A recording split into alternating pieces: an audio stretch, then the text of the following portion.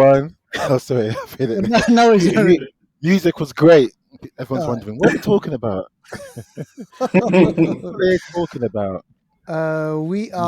We're catching up. We haven't Yeah. seen we haven't seen Emmanuel. What has it been? How many weeks has it been, Emmanuel? What is it? 3 or 4 weeks? Three or 4 weeks, I think. Yeah, not too long actually. And you know what? This is great because Emmanuel's joining us on the 21st of May, 2023. This is 5. Oh my gosh. Emmanuel, mate, 5. you've been there since 5 day one. years. Oh my. Do you know what? You probably listen to every episode, isn't it? Like, Yeah. oh my gosh. First thing it comes out, and I'll prompt you guys if it's not on there. I'm like, if the sound is shit, what's going on? Like, what the hell's going on? It's just like, you know what, it's there. Yeah. That's great. No, thanks for coming on the show. I mean, it was that last one, wasn't it, Deval? Did you pick it up, the sound where I said, "Oh, like"? Yeah, I heard it a little bit, but I wouldn't have like picked it up. But you, my man, here, my gosh, because he's got like what Echo is. No, who's he got? Who's a superhero like with Brave Star. He's got eyes of the hawk, ears of the wolf. Brave Star. Remember Brave Star, gangster. Wait, you know who's worse is Abby. Abby's worse than me. Is it? He works in sound. Doesn't he do sound? Like edits or something? Yeah, film production and stuff. So yeah, he'll pick up that. Yeah, exactly. That's going to be his thing. All right, well, listen, look, thanks for joining us, Emmanuel, and thanks for joining us, the listeners out there. This is episode 239. This is we've been doing this, Deval, I, and Emmanuel. We've been doing this for 5 years. And we're just kind of bringing you the show. We're the Flixters, bringing you film reviews, film news, all of that stuff. Deval, man, I can't believe it's been 5 years. Like, honestly, it was only meant to be just one, isn't it, or something? We just a few. We started on Infinity War, isn't it, in 2018, and said, "Oh yeah, let's talk about it." And then we just sort of press record. The first show was a bit of a madness. It took an hour and 40 minutes, I think, or something like that. And then they just kept getting longer, Emmanuel. Yeah. There was one show where we did like 2 hours. It was 2.5 hours. Yeah. Oh, mate, who's got time for that? I don't know. But listen, we're going to try and keep this a cool 50 minutes. Well, yeah, we're getting them around about 50 minutes, 45, 50 minutes, aren't we, Deval? Yeah, something like that. That's all right. That's neat enough. Yeah, exactly. All right, listen, look, we hope you enjoy the show. Stick around. We've got a massive movie that we're going to be speaking about. We're talking about Fast X, which is going to be the main movie later on the show. So stick around for that. You'll hear what we think about that. But before we do any of all that stuff, let's do the shout outs. Deval, take it away. Yes, so I've got a few shout outs. First of all, I want to say a big shout out to everyone that listens to the show. And obviously, big shout out to Emmanuel, who's with us now, who's been listening to every single episode and has followed us from day one until the end of time. So a big shout out to Emmanuel and everyone else that listens to the show. I've got a few names I want to shout out today. I've got Kate, who listens to the show every week. Actually, sometimes you think, people listen to the show and they stop or whatever, but they listen to the show. They just don't always shout out about it. But we've got people that listen from all over the world. So Kate, big one for her. She loves the show, enjoys it, loves the laughs. Big shout out to you. Ciel Noir 3, we're going to have her on the show soon. I actually really need to get in touch with her to have a chat about what she wants to talk about and stuff like that and how the show's going to go. She's going to watch Spider-Man Across the Universe or Across the Multiverse with us as well. Which is like a couple of weeks, right? That's early June, yeah. So we're gonna see her soon. It's gonna be really good to see her. Go check out her page, Ciel Noir 3, on Instagram. I also want to do a big shout out to the 5Fs network, the 5Fs channel on Telegram. The 5S, what do they stand for? Fun, fitness, finance, family, and fun. You got to say another F, innit? It's the F's that we all love. But it's fun, family, fitness, finance, and faith. Oh, teacher! Good memory. They're great. They're brilliant. Good memory. So go check out their page. We do premiere our YouTube show every Wednesday, 8 o'clock p.m. UK time. So go check it out there if you want to see it. But yeah, those are today's shout outs, and yeah, let's get on with the show. All right, let's do it. Let's get into movie news. All right, so listen, Deval, Emmanuel, remember there's been a bit of, you know what, man, there's too much in Hollywood, man. There's just too much beef sometimes. You know, you get beef like actors not working with other actors. I was reading something just recently where Sylvester Stallone apparently had beef with Richard Gere. Did you ever read about this one? No. Yeah, something happened way back when. But listen, let's make it kind of like turn it around a little bit. Fast and the Furious, Vin Diesel and The Rock. What happened with those guys? Well, think about any environment, yeah? You got the sort of alpha males in any kind of environment.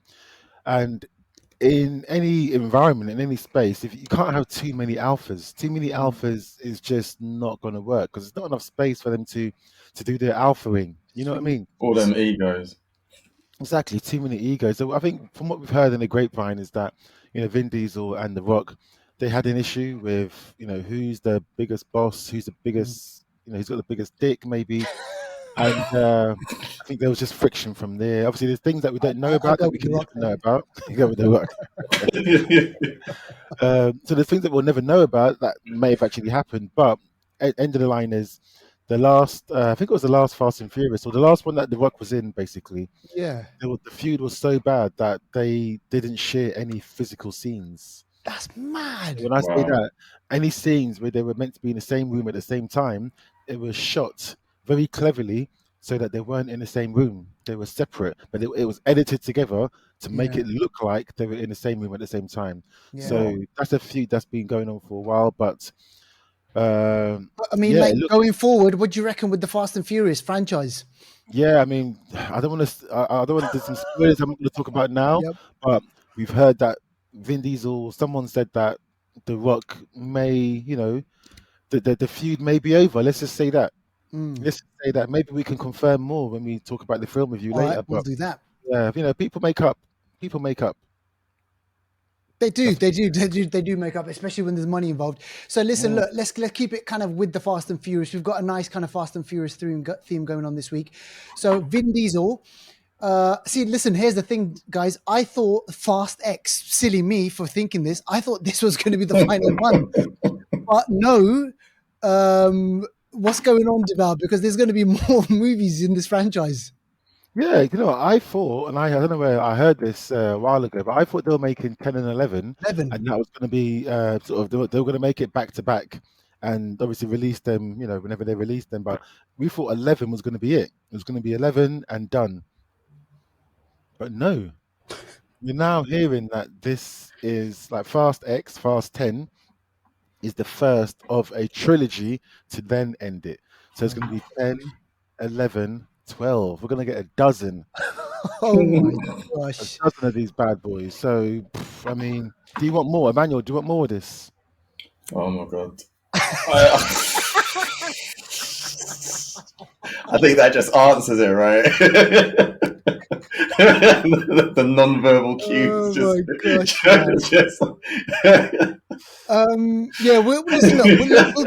get into the kind of, when we get to that part, there's a couple of things that I want to just say about the whole thing. But listen, look, man, fair play. They're doing their thing. I mean, Groot is banging these movies out, man. It's just like, I just can't believe it. Just year after year, or it seems like every year there's like a Fast and Furious movie. So we'll see what happens over there. All right, let's move on to kind of like something else. So Alita Battle Angel. This came out a while ago. And I only recently realized that James Cameron was behind this, Deval. Yeah, he was producer or executive producer, I think. Yeah. So this is one of those projects where I think after Avatar, he made this, right? Or he produced this after Avatar, right? The first Avatar. Yes. Yeah. And so where do we stand on this one? Because I don't think it did really well at the box office. It was kind of one of those ahead of its time in terms of kind of, the animation and the kind of the graphics and CGI and all that sort of stuff. But I mean, are we getting a sequel to this? Yes, from what I understand, Robert Rodriguez has announced that a sequel is going to be happening. Damn. And I mean, this was a film about. It's like a. I don't know, it looked a bit weird because the main person, Alita, the battle angel, or Attila. I keep saying Alita. It's Attila, isn't it? Oh no, it No, is Alita. Alita. Sorry. It Yeah, is Alita. Alita. Sorry, Yeah. Attila Alita. is something else. It's like her face looks like a manga kind of big eyes, sort of the sort of stereotypical sort of Japanese kind of anime sort of look, but everyone else looks like regular humans kind of thing. Mm. But that's She was because this was from an adaptation from the manga, Right. which was what is it, based on the what's his name, Ikito Kishiru manga uh, series. I forget we got our Oh yeah. resident Unsheath Japanese. that sword, mate. Bloody Uh, hell. uh, Forget we got Check a this resident out. Japanese guy here. I should have known. I should have known. Yeah, go He's on. just spitting off these names like he just Like, goes trust me, like, like, isn't they roll oh off the yeah, tongue? this is Like, like Columbo. Yeah, it's this guy, you know. actually, this is like, oh god, yeah, go on. Uh, Yeah, no, it was no. So yeah, so Alita was the movie Alita was based on that. okay. It was originally a manga Mm, that was basically adapted to a movie, and I enjoyed it. I thought it was. I never read the mangas, Right. but it was based. To me, I felt it was along a similar lines as the manga, but obviously, like with Hollywood, they always change it for Yeah. for yeah. the audience. So yeah, I actually enjoyed it. I mean, the CGI was okay. I Mm. mean, it was there was some characters in there, um, but overall, I thought it was a decent movie. I didn't know the numbers in terms of Mm. the box office numbers, Yeah. but for me, I I think they enjoyed it. used some of James Cameron's like tech Tech.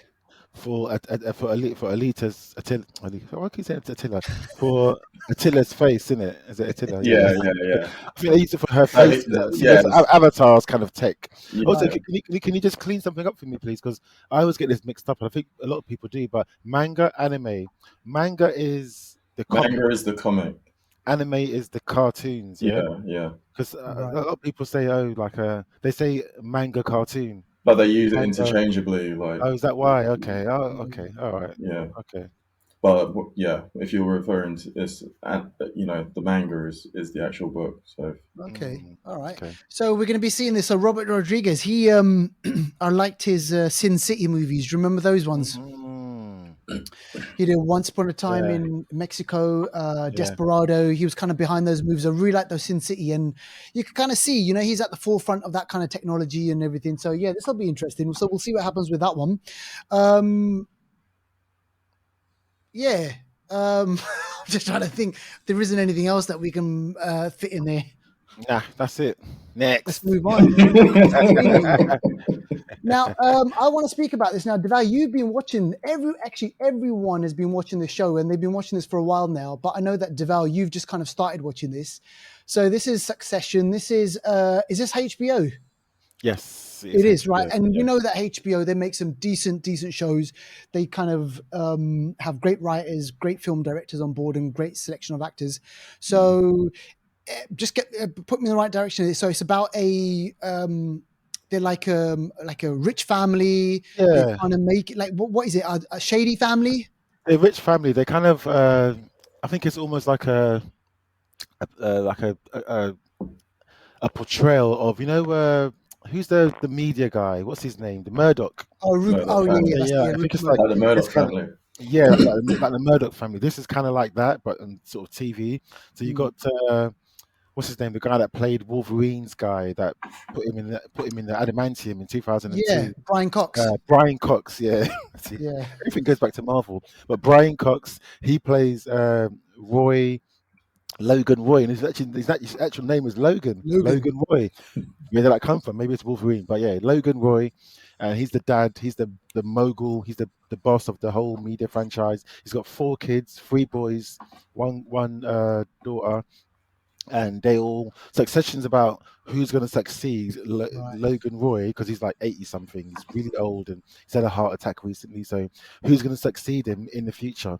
And there's so many chess moves being made, and people are backstabbing, and it's a good show. It's very witty. Sometimes the humor's a bit like funny or weird, but it's a mad show. It's got Rory Culkin, one of the Culkin brothers, in it. Yeah. Right. He plays Home Alone's brother. Yeah, he's in it as well.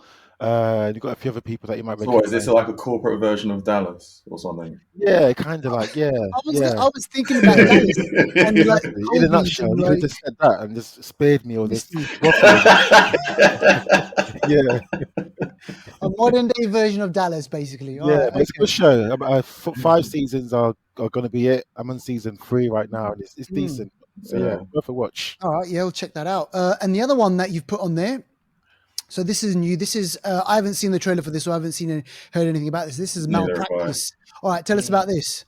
Yeah, Malpractice is a show I saw on ITV here in the UK. So I'm pretty sure you can find it somewhere online. But it's a really decent show. It's like it's a medical based show. So it's like doctors and stuff, doing their daily sort of jobs in A&E, trying to save people. But it's things that happen, and then like the shadiness that happens behind the scenes of corporate people that work for the hospital that want to make money, that they will maneuver situations to basically benefit them financially, and those maneuverings can affect people's lives or deaths. It can cause that.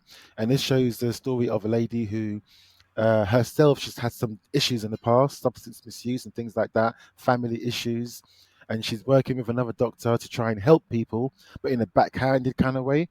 And through them doing that, a patient, something happens to a patient. I'm not going to spoil it too much, but something happens to a patient. I'm sure you can guess.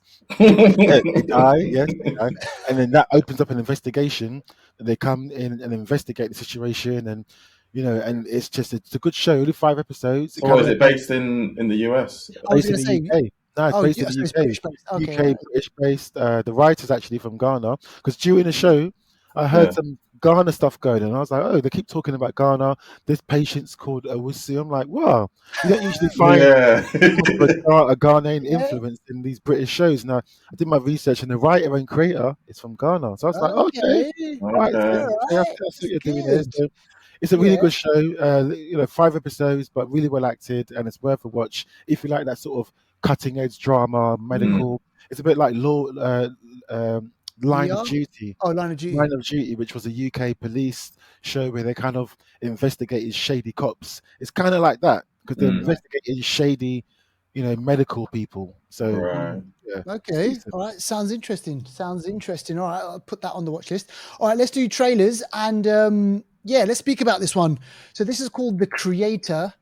I saw this one. This one looks quite good.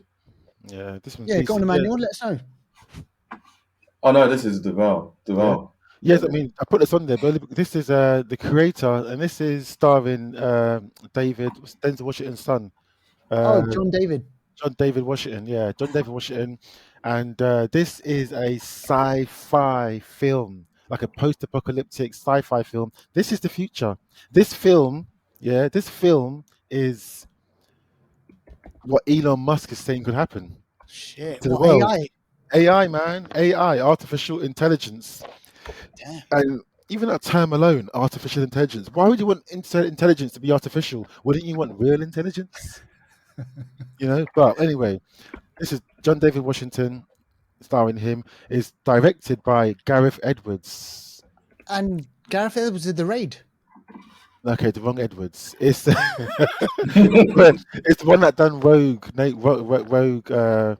Star Wars Rogue One, and he also done a lot of the sci-fi. The sort of indie sci-fi. He done Monsters. Remember Monsters? Yes. And all that. It's not Gareth Edwards. His name is something Edwards. You'll find it. But anyway, directed by Gareth Edwards. It's Gareth Edwards, isn't it? Yeah, it's Gareth Edwards. Yeah. So who did The Raid then? He didn't do The Raid then. Another Welsh guy. Okay. Yeah. But this is a post-apocalyptic situation where AI has now sort of taken over the world a bit, and there's a there's a clash with AI and humans. AI have created these robot-looking humanoids, and I think one of these robot-looking humanoids is so powerful. They're like, you know, they're actually influencing all the AI in the world, and maybe I think the humans want to influence or be friends with this AI kid who's controlling the world to try and get this kid to not control the world. I don't know what's going on. It's mad, but just looks like a It's also great got situation. Ken Watanabe as well. I've just Yeah, seen. man. Of course, you had to mention the Japanese influence.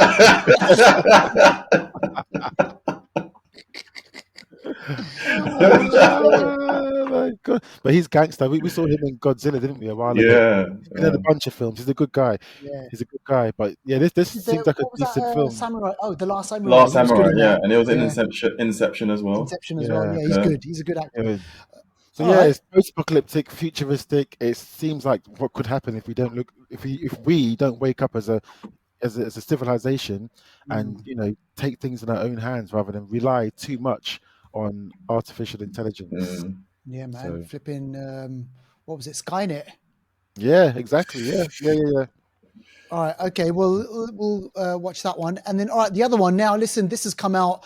Obviously, there's hype around this because obviously Leonardo DiCaprio, Martin Scorsese, and I think Robert De Niro is in as well. I haven't seen the trailer for this one, but this is Killer of the Flower Moon, and I didn't realize this is going to be an Apple TV Plus thing.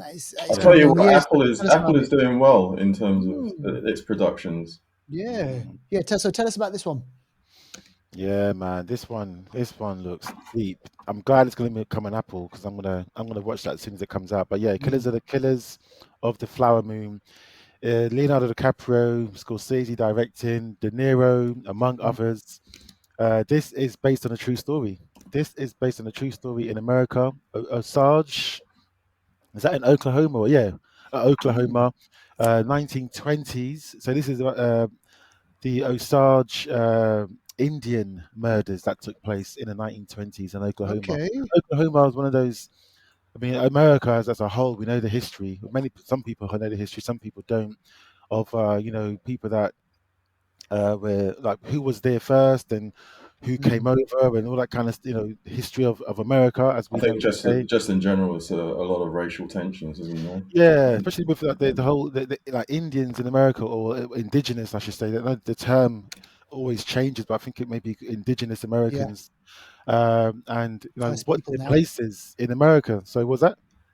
Or first people, First First Nations people. Okay. Yeah, First Nations I'm, people. I'm not even up to date, but yeah. So like what's their footprint in America? Do we tend not to see them that much in movies? And I've never been to America, but I know there's like what do they call them? Not Reservations. Reservations. Yeah. So Yeah. I think there's some sort of arrangement where they have reservations and they have their own communities and stuff like that. So that's something that's happened now, but obviously for that to happen, it was people came and there was wars and killing and stuff, and obviously a ceasefire or an agreement happened because whatever that people felt they had to. But I'm digressing. But anyway, this Osage true story murders happened in 1920s. There was a mystery behind it, or mystery as in who did it, but we all know who did it.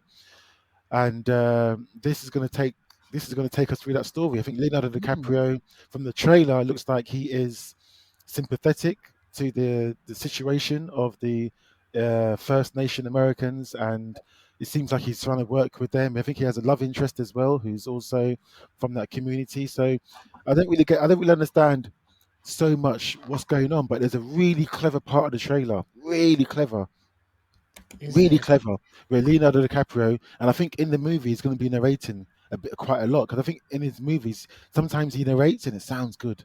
It does sound good.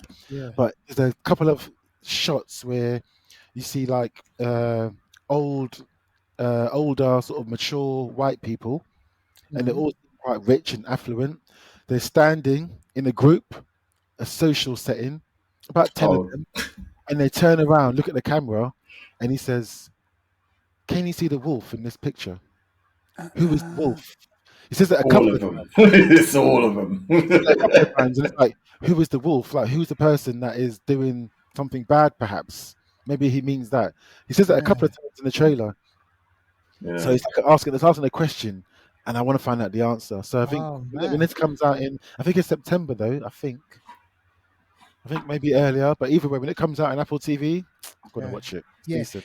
Do you remember the what was the one they did together? DiCaprio and Scorsese, the one where they were in a mental institute. Shutter Island. Shutter Island, yeah, I like that. That was good. Yeah. There was a nice little twist in there as well, man. Yeah. So all right, so the pairing up of those two again and bringing back Robert De Niro. Yeah, I'm gonna check the trailer out. It sounds really good, and obviously we'll watch it. I think this is coming out in so it says in select theaters October the 6th. Before a wide release in the United States on October the 20th by Paramount Pictures. And it's going to be scheduled for an unspecified streaming release on Apple TV Plus. So maybe we might have to watch it in cinema first before we get it on Apple TV. Who knows? Okay. All right. So those are your trailers, folks. Let's move on to Anniversary Corner. Now, obviously, this being a Fast and Furious episode, let's go back a while. Let's go back to 20 years, 2003. The twilight of basically the Fast and Furious franchise. And just, can you believe it? 20 years, man. This is incredible. So this was Too Fast, Too Furious. 20 years ago. This was released in 2003. And, oh man, Deval, where does the action take place in this one? Because the first one was US based. The second one was Tokyo. No, hang on. Which one was the one? Was the Tokyo one third one? Or the third one, I think. Tokyo Drift. Okay. Yeah, Tokyo Drift was the one. This is still US based though, isn't it? Too Fast, Too Furious. Yeah. So to remind everyone again, what goes on in this one? Because I've bloody forgotten. Cars. Do you know what? This was the real Fast and Furious days. So this was former cop Paul Walker's character. He's basically trying to do his cop stuff undercover and all that kind of stuff, and help out his childhood friend. I think Tyrese, I think it is. To try and solve a crime, be the hero and that kind of stuff. That's a nutshell. There's not much story obviously to it, but I just want to just highlight one thing. Too Fast, Too Furious, 2003. I didn't realize Vin Diesel wasn't in this. He's not in it. I'm just looking at the poster. Shit, he's not in it. So basically, Ludacris was in it before Vin Diesel, because in this one it's Paul Walker, Eva Mendes, obviously Tyrese. You got the what's that actress? She was in Sin City. Eva. No, Devon Okai. She plays Suki. Okay.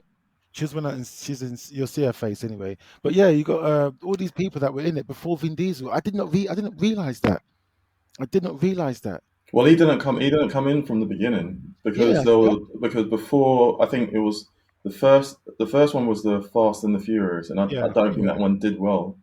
Or did it do well? I think it actually did. It did do well, but then they did Too Fast, Too Furious, didn't they? After that, and then the Fast and the Furious Tokyo Drift.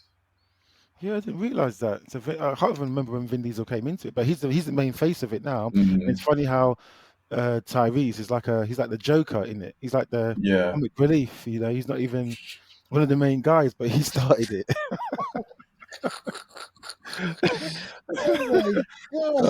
This one's directed by John Singleton as well. Just what I mentioned. Yeah, I'm just looking at the budgets and obviously the box office. Honestly, even back then, every single movie was just making money for Universal or whoever it is who's obviously making this movie. So every couple of years they're thinking, all right, go and do another Fast and Furious because it's going to make money. Yeah. Do you see what I'm saying? Yeah. So all right. So Ludacris, he's kind of like the comic relief in this one. But what is this the Tyrese. One where Tyrese is, and then I think, is this the one where the bad guy, he puts a rat on someone's chest and they cover the rat and he's eating the guy's chest. I think it's this one, right? Oh my gosh. Funny you mention that, because that's the only thing I remember from this film. Nothing else apart from that in this film. That's the only thing. Trust me, seriously, that's the only thing I remember. And medieval torture. Medieval. Yes, and that guy, he's in Batman Begins. The one who gets eaten by the rat is in Batman Begins.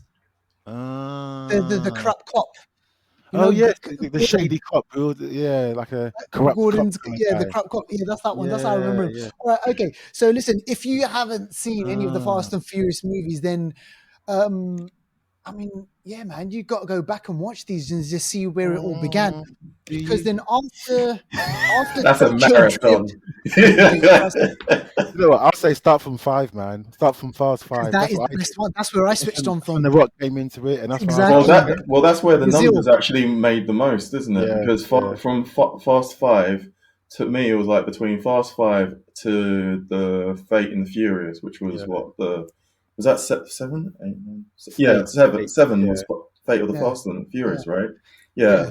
Those were the biggest grossing ones, and those ones were. And I guess the beef between those two is also probably The Rock saying, "Well, listen, when I came on board, it took the franchise to another level." Yeah. It is actually true. Yeah. So he's probably thinking, okay, maybe I've got a bit more. I have. My face sells tickets. My face sells tickets.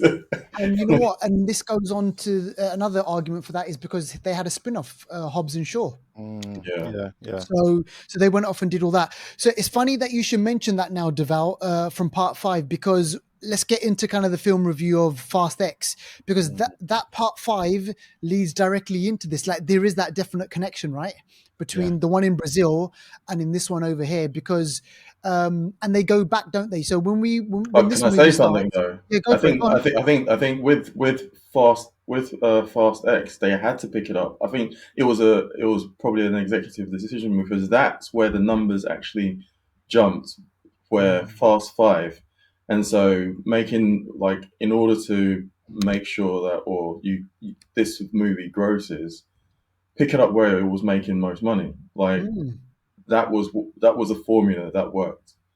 So to me, that's where they had to start from. Yeah.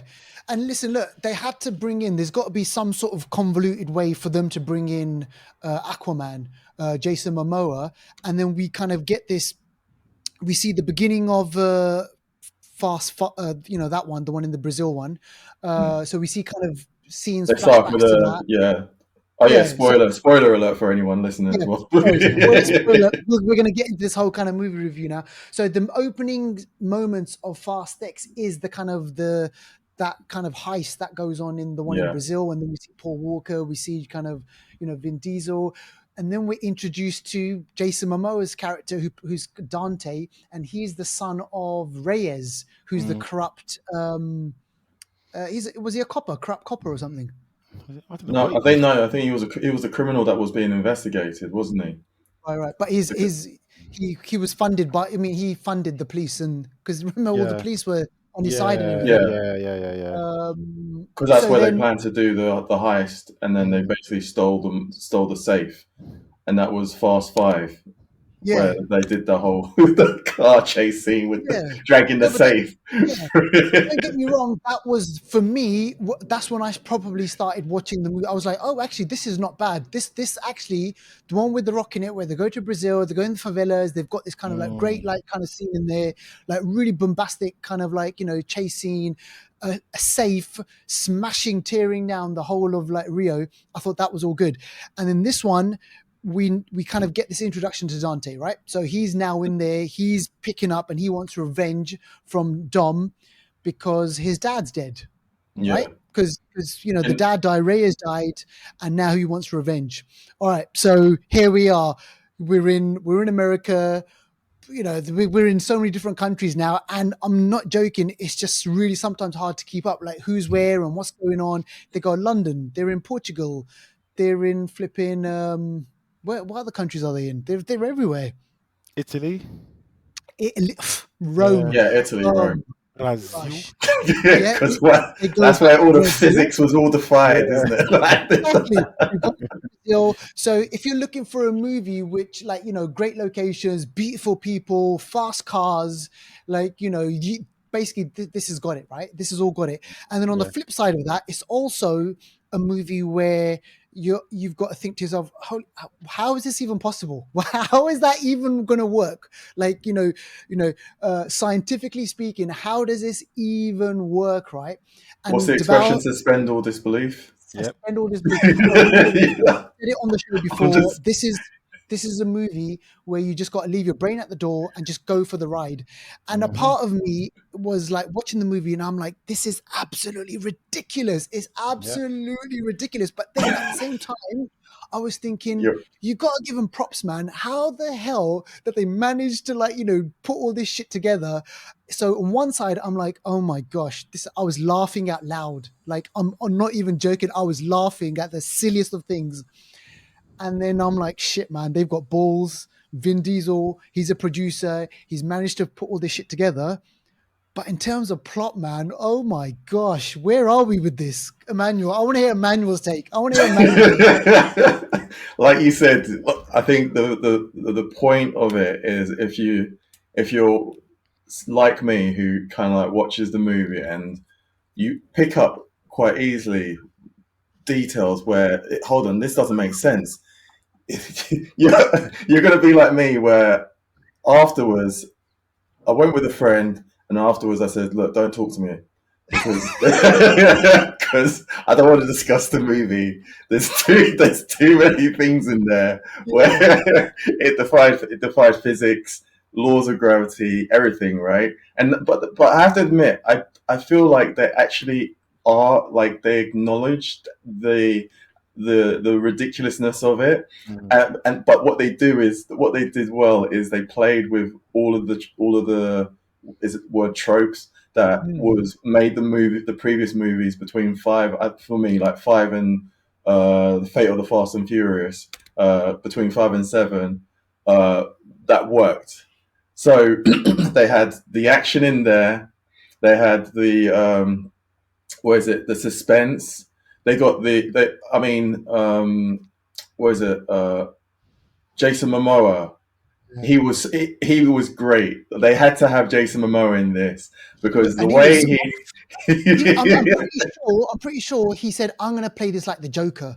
Yeah, because but the thing is, he did the bit that stood out where he was the Joker was when it was the race scene, and it was like, you people want to race, right? That scene, and then he's wearing purple, and this car is purple, and I was like, he's fully into this character now. Trust me, because the knife, get like licking the knife and all that.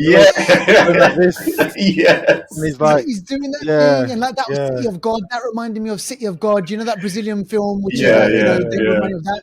And that bit where he's painting the toenails and those that was mad. I was just like, holy shit, this is dark, best, right? It's the best I've seen him since Khal Drogo. This is no, seriously. This he played this. He really went in. Yeah, he went in. It was a highlight of the film. Absolutely. He totally went in. He goes in, right?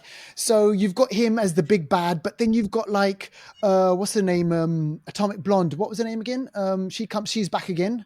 Oh, Charlize Theron. Yeah. She's in it as well. So there's kind of like a little thing. There's Brie. They roped in Brie Larson, and like here's the thing, right? So Brie Larson, Oscar winner. Charlize Theron, Oscar winner. Those guys, they're not snobby. Like, do you see what I'm saying? They don't have enough snob for them to think, I'm not going to be in a Fast and Furious franchise. I want to go in there. I want to be in this movie. So Charlize Theron, she kicks ass. Brie Larson, she's got a scene where she kicks ass as well. I mean, it doesn't kind of... could we have done without her? Did we really need Brie Larson? I don't know. Like, I think it's a plan for the future films. So now there's going to be 3 films. So, and also the part where she gets shot on the bridge. I thought, okay, she's gonna die. She looks like she's dying, but she only got shot in the shoulder. And they're like, oh, let's get her to hospital. She's like, yeah. I'm like, and a sniper gun can take, really and truly, a sniper gun, a powerful one. I'm no gun expert, but I know a little bit about these sniper. Her shoulder, someone like her, small, her shoulder, gone, mate. Exactly, because it's gone. Because the Joker, Aquaman gave the order to kill those other people. Why did he miss her? I don't get it. Obviously, she's right? Okay, so she's a star. That's why. Exactly. So there's all this stuff going on, and there's so many kind of and the Rome thing, like. The Rome, you know what?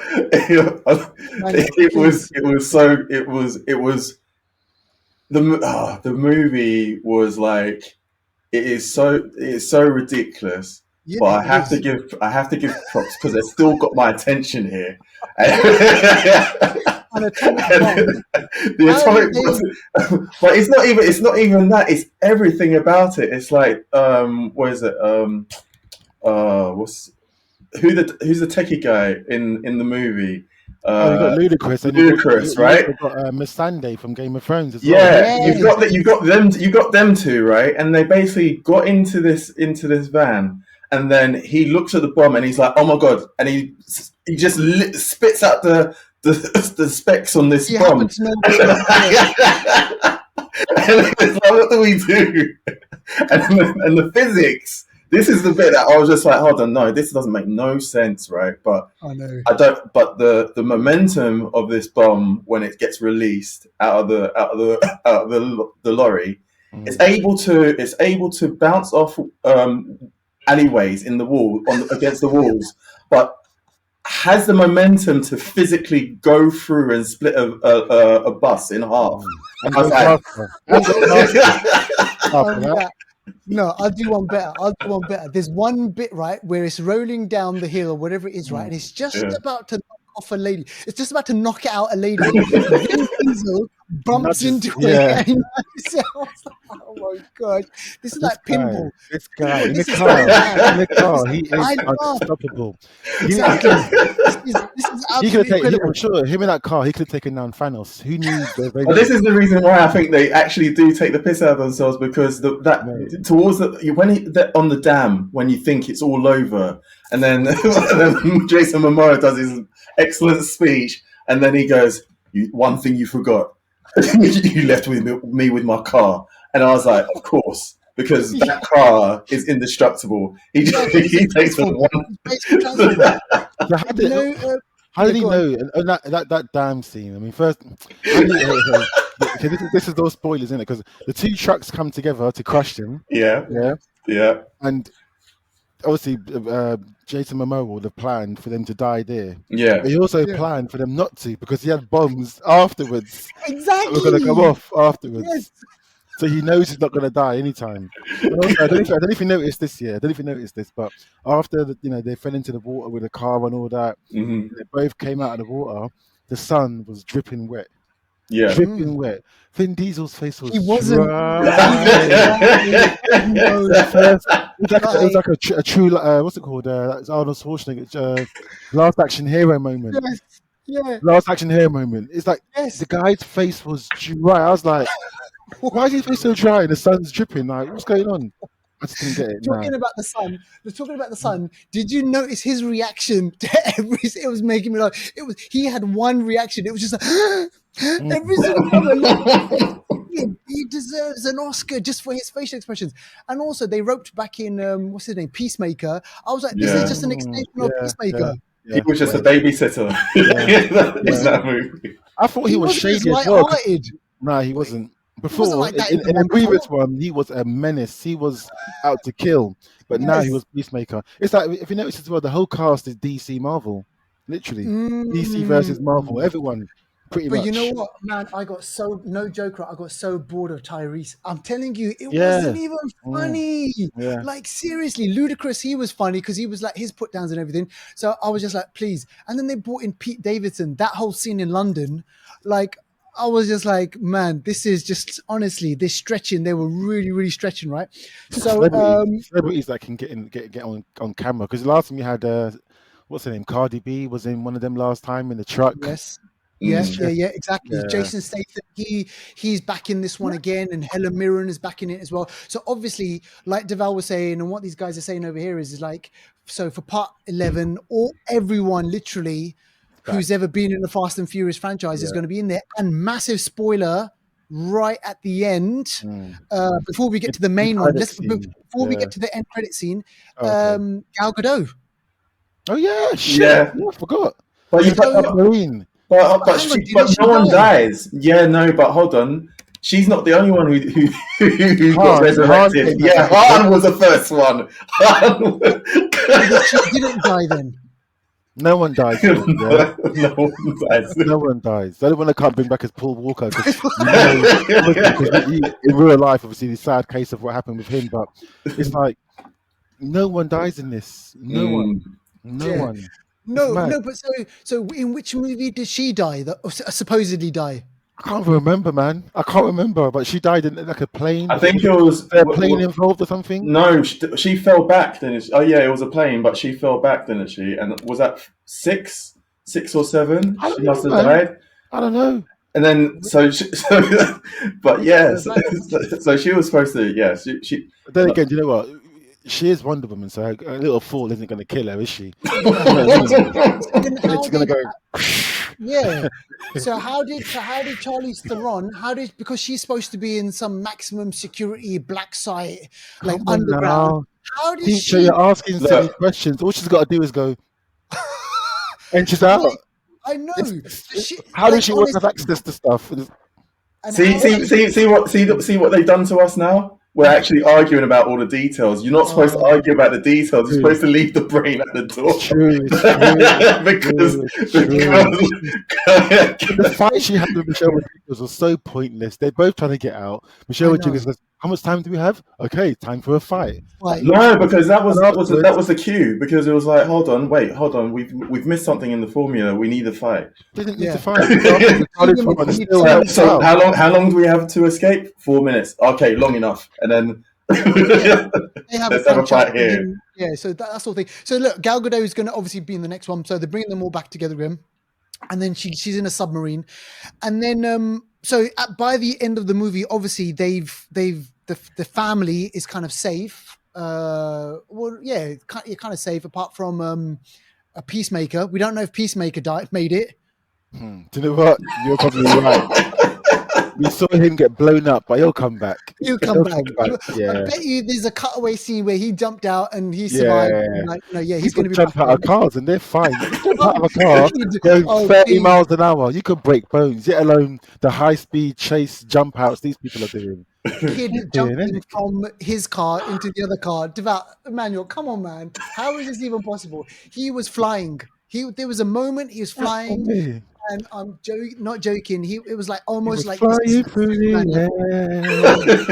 I believe I can fly. It's like seriously, it was one of those scenes where the kid is flying, he catches him, and okay, so they had to have one of those scenes. But listen, so the movie ends on this cliffhanger, or this damn hanger, whatever you want to call it, and then there's a bit of the credits, and then we're in some kind of other location, and these what look like military people, they're kind of trying to break into somewhere, and then no joke, right, as soon as I saw a shot of his arm, I was like, forearm like that. They went and did it. So here's the thing, right? So obviously, here's massive spoiler alert, The Rock is in it.